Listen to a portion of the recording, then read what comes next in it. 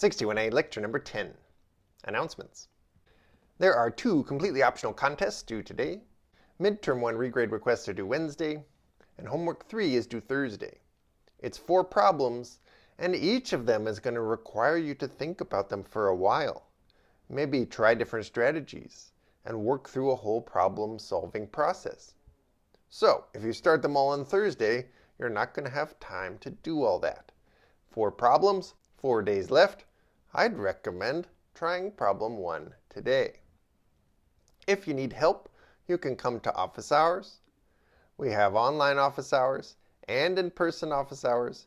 The Zoom office hours sometimes do have quite a wait time, whereas we found that the in-person office hours, it tends to be pretty easy to get help quickly.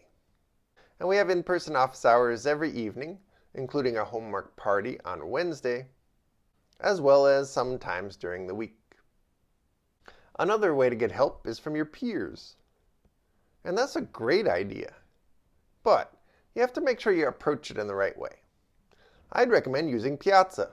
Make a public post, describe the kinds of problems you're running into. You can't post your code, but you can post a description of what you've tried and how things are going.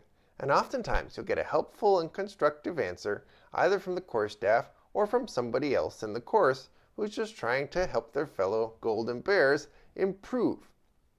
There are other options, but they're not part of the course, including Discord.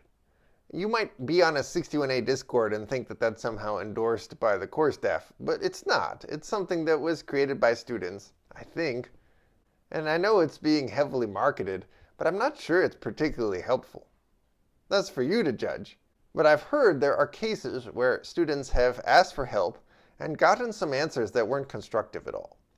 So if you're looking for help, I would suggest maybe don't use Discord, just use Piazza.